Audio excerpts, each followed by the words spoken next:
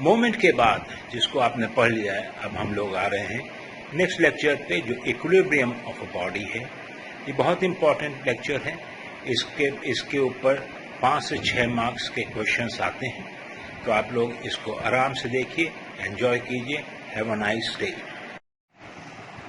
Late us look and see, अगर एक हमारे पास एक बॉडी है जो एक सरफेस पे रखी है and there is a force acting F in this direction, तो क्या होगा? Body will start moving like this. Yes, अगर यही एक इक्वल फोर्स यहाँ पे लगाया जाए F, तो क्या होगा?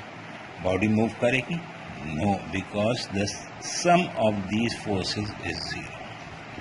इसी तरह से अगर एक बॉडी पाइवटेड है, उस पे एक फोर्स F ऐसे लगा और दूसरा फोर्स F ऐसे लगा, तो ये फोर्सेस तो इक्वल है, लेकिन क्या इस पे जो टॉर्क लग रहा है, मोमेंट है, वो F multiplied by this in this direction, और इस पे क्या है? F multiplied by this D1 मान लो और इसको D2 मान लो। तो F D1 इस दिस डायरेक्शन में और F D2 इस डायरेक्शन में, तो क्या होगा? बॉडी रोटेट करेगी। तो किसी भी बॉडी को इक्विलिब्रियम में रहने के लिए बहुत ज़रूरी है कि उसमें जो sum of all the forces should be equal to 0। Algebraic sum, algebraic sum का मतलब ये, जैसे इसको पॉजिटिव माना तो इसको नेगेटिव माना। एंड इसी तरह से मान लीजिए एक फोर्स ऐसे लग रहा था, तो उसमें टॉर्क 0 हो जाती, और sum of all the moments should be equal to 0। Algebraic sum should be equal to 0। ये हमारी एसेंशियल रिक्वायरमेंट है for body to be in equilibrium. Body equilibrium का मतलब ये हुआ कि body remains in state of rest और uniform motion या यूनिफॉर्म रोटेशन। यूनिफॉर्म मोशन अगर स्ट्रेट लाइन में है, और अगर रोटेशन में है तो it is in uniform rotation. This is equilibrium. There are 2 types of equilibrium. 2 types होते हैं। कौन कौन से होते हैं? एक स्टैटिक इक्विलिब्रियम होता है और एक होता है डायनेमिक। स्टैटिक इक्विलिब्रियम क्या है? ये केस स्टैटिक इक्विलिब्रियम का है, बॉडी रेस्ट पे है। ये केस अगर एक बॉडी ऐसे फोर्स लगा है और एक फोर्स ऐसे लगा है, तो इस दोनों का डिस्टेंस सेम है, तो रोटेशन नहीं होगा, क्योंकि ये टॉर्क क्लॉकवाइज है और ये एंटी क्लॉकवाइज है, तो दोनों के टॉर्क प्लस और माइनस 0 हो जाएगा। ये स्टैटिक इक्विलिब्रियम। डायनेमिक इक्विलिब्रियम क्या होता है कि बॉडी मूव कर रही है without change in its speed, velocity, without change in its state of motion. Aeroplane अगर उड़ रहा है आसमान में, it's not a very beautiful aeroplane, तो कांस्टेंट स्पीड पे जा रहा है, कांस्टेंट वेलोसिटी पे जा रहा है, ना ऊपर जा रहा है ना नीचे जा रहा है। इसमें कई सारे फोर्सेस एक्ट कर रहे हैं। एक तो ऊपर थ्रस्ट है, लिफ्ट है, नीचे वेट है, आगे थ्रस्ट है जो इंजन से उसे फोर्स मिल रहा है, और पीछे ड्रैग है जो उसको रेजिस्टेंस मिल रहा है। इस केस में सब फोर्सेस ये और ये इक्वल है, ये और ये इक्वल है, तो कोई एक्सेलरेशन नहीं है, it is moving at a constant speed.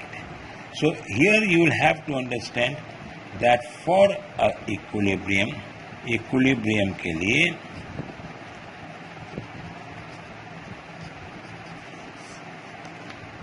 ये 2 कंडीशंस बहुत एसेंशियल हैं।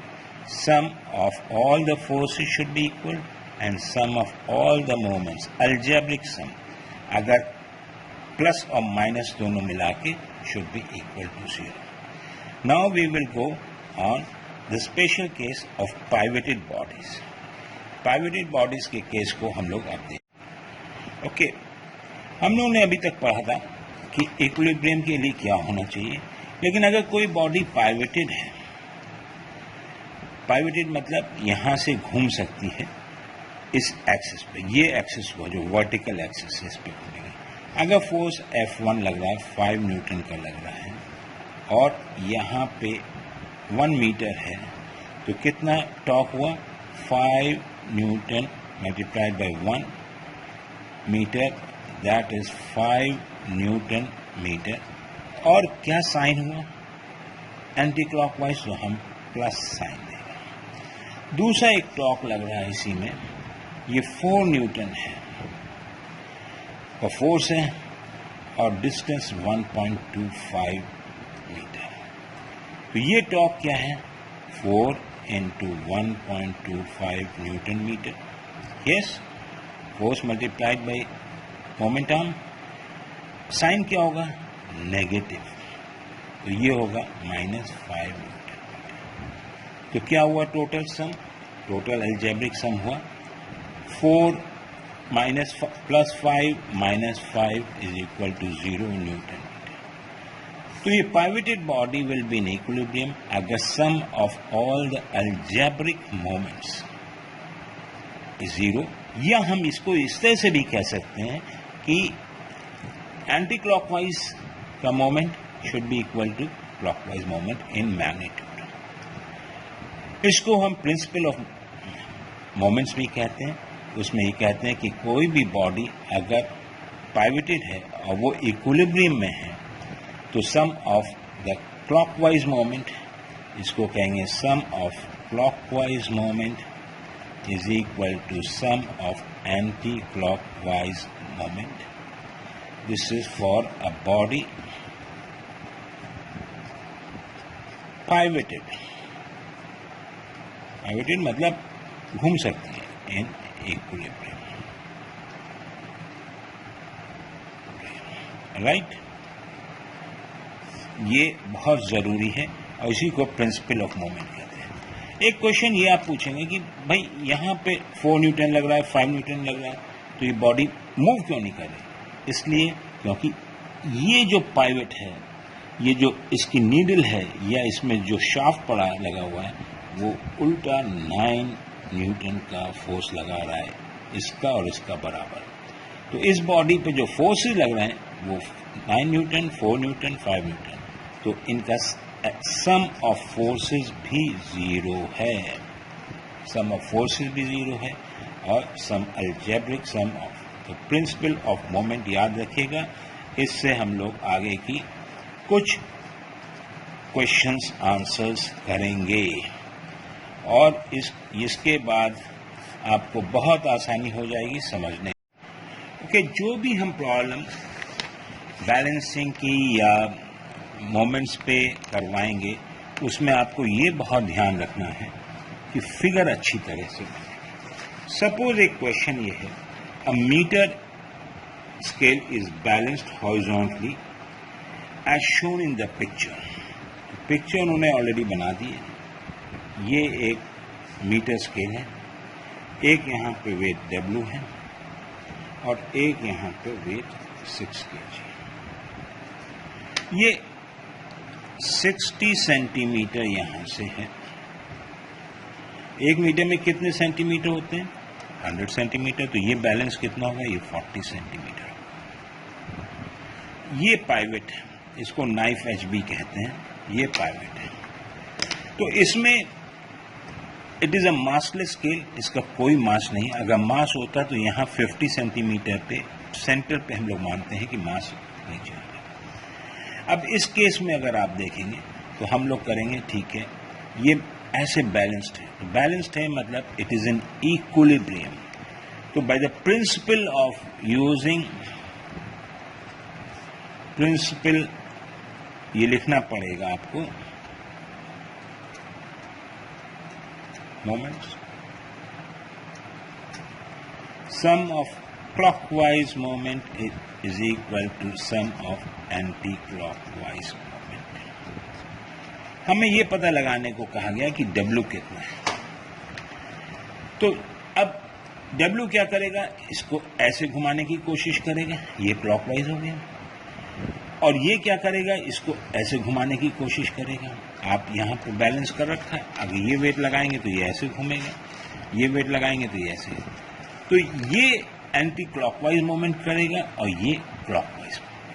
क्लॉकवाइज मोमेंट कितना होगा, W multiplied by distance between the pivot and the force. Force vertically downwards हो, ये इसके 90 डिग्रीज है, तो यही डिस्टेंस होगा। इसको आप मीटर में कर दें, और ये वेट दे रखा है 6 kg, तो 6 kg को ही हम इसमें दोनों साइड, इसको हम W अगर वेट रख रहे हैं तो इसको हम 6 into acceleration due to gravity भी कर सकते हैं। तो हम इसको कहेंगे 6 into G, G is acceleration due to gravity, और डिस्टेंस कितना है 60, 0.6, तो W कितना हुआ, W is equal to 6 into G into 0.6 divided by 0.4, 3 times, 2 times, 3 times, तो W is equal to 9 multiplied by G newton, क्योंकि ये हमने न्यूटन में किया, ये मीटर में किया, ये न्यूटन में माना। अगर इन्होंने कहा what is the mass of this, तो हम कह सकते the mass is equal to mass of weight, mass of this body W is equal to G हटा दीजिएगा तो 9 kg आ जाएगा। कई बार अब दोनों साइड इक्वल हैं तो कोई ज़रूरी नहीं कि हमें kg न्यूटन में करें, इसको हम kgf कर लेते हैं, इसको भी WF कर लेते हैं। द फोर्स इज WF, यहाँ पे kgf होता, तब भी ये होता W into 0.4 is equal to 6 into 0.6, तो W आ जाता है 9 kgf, WF, तो W हो जाता है 9 kg। तो this is one example which I have done. एक दो एग्जाम्पल्स और करेंगे और स्ट्रांग हो जाएगा आपके कॉन्सेप्ट्स। तो let's wait and we'll do the second example.